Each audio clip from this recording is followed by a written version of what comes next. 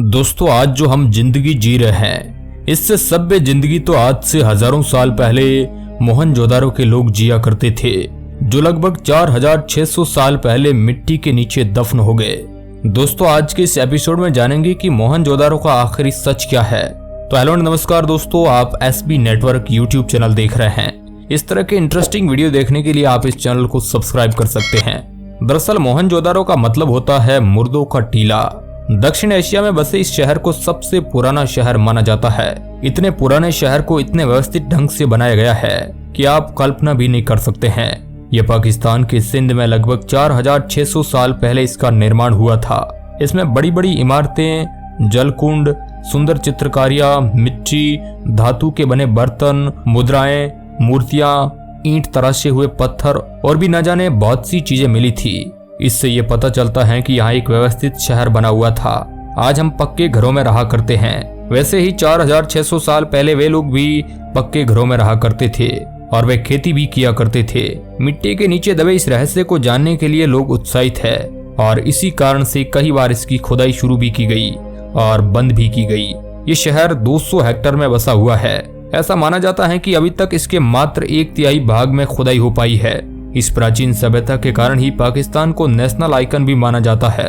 साल 1856 में एक अंग्रेज इंजीनियर ने रेल लाइन बनाते समय इस मोहनजोदारो की खोज की थी। रेलवे ट्रैक बनाते समय यह इंजीनियर पत्थरों को तलाश रहा था ताकि वह इन पत्थरों को तोड़कर पट्टी बना सके। इस जगह पर उन्हें बहुत ही मजबूत पुरानी ईंटें मिलने लगी, जो देखने में तो आज की ईंट की तरह लग रही थी। वहाँ के एक आदमी ने बताया कि यहाँ के सभी घर इन्हीं ईंटों से बने हुए हैं जो इन्हें खुदाई में मिली थी। तब इंजीनियर समझ गए कि यह शहर जरूर प्राचीन शहर के इतिहास से जुड़ा हुआ है। इस इंजीनियर को सबसे पहले सिंधु घाटी के पास बसे सिंधु सभ्यता के बारे में पता चला। सिंधु नदी के पास होने के कारण इसका नाम सिंधु घाटी सभ्यता रख दिया गया। दोस्तों, हम आपको बता दें कि सिंधु घाटी सभ्यता 2600 ईसा पूर्व से 3000 ईसा पूर्व तक रहे थे। इस प्राचीन सभ्यता में शहरी केंद्र भी थे, जिससे मोहनजोदारो, हड़प्पा, लोथल, कालीबंगा, धोलेवीरा, लेकिन मोहनजोदारो इन सब में सबसे विकसित शहर था। उस समय यह सबसे बड़ा और सबसे विकसित शहर माना जाता था, इसलिए पुरातत्वविदों ने सबसे पहले इसकी खोज शुरू की।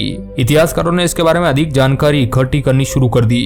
इसके बाद हड़प्पा ऐसा शहर था जो व्यवस्थित है, जिसको अग्रिम ढंग से बनाया गया था।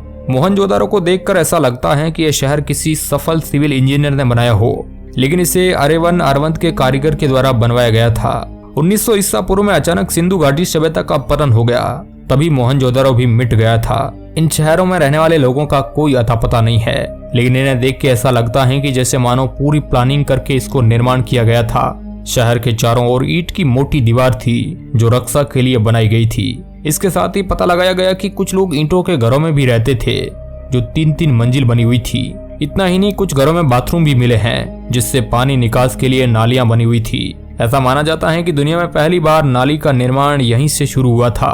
पुरातत्वविदों के अनुसार यहाँ के लोग खेती भी किया करते थे। इन्हें गेहूं, चावल उगाना अच्छी तरह से आता था। इतना ही नहीं, वे लोग जानवरों को भी पाला करते थे। भारतीयों द्वारा मोहनजोदारो की खोज सन 1922 ईस्वी में राखालदास बनर्जी, जो पुरातात्विक सर्वेक्षण के सदस्य थे, पाकिस्तान में सिंध नदी के पास में खुदाई का काम किया गया था। उन्हें वहां बुद्ध का स्तूप सर्वप्रथम दिखाई दिया, जिसके बाद उन्होंने आशंका जताई कि यहाँ नीचे जरूर कुछ इतिहास दबा हुआ है।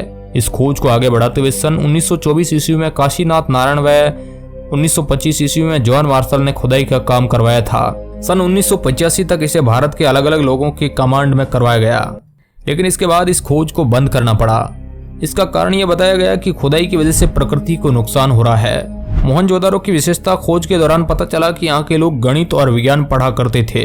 इन्हें जोड़ना और घटाना, मापना सब कुछ आता था। सिंधु घाटी सभ्यता के लोग गाना बजाने, खेलने कूदने के भी बहुत ही शौकीन थे। उन्होंने कुछ म्यूजिक इंस्ट्रूमेंट और खिलौने को भी खोज निकाला था। इतना ही नहीं, ये लोग साफ सफाई का भी काफी ध्यान रखते थे और यहाँ पर साबुन, कंघी, दवाइयाँ भी मिली है।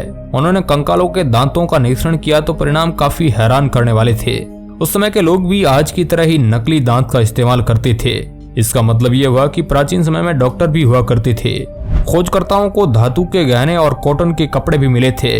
ये गहने आज भी म्यूजियम में रखे गए हैं। इसके अलावा चित्रकारी, मूर्तियां, सिक्के, दिए, अनेकों और भी औजार मिले, जिसे देश विदेशों के संग्रहालय में रखे गए हैं। खोज में पता चला कि लोग खेती भी किया करते थे। ये काले गेहूं के दाने आज भी संभाल कर रखे गए हैं। कुछ लिपियां भी मिली हैं जिसमें यह सिद्ध होता है कि इन्हें पढ़ना लिखना भी आता था। यहाँ के लोग सोना चांदी के गहने भी पहना करते थे। कहते हैं कि प्राचीन सभ्यता में 50 लाख लोग रहते थे, जो कहा जाता है कि भूकंप के प्रवणता नष्ट हो गए। अभी भी पुरातत्वविदों की टीम अभी इस खोज में लगी हुई है।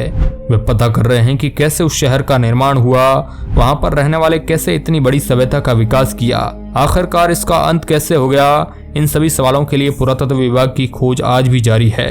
तो दोस्तों, आज के इस वीडियो में बस इतना ही। अगर अच्छा लगा है तो इसे शेयर जरूर करिएगा। धन्यवाद।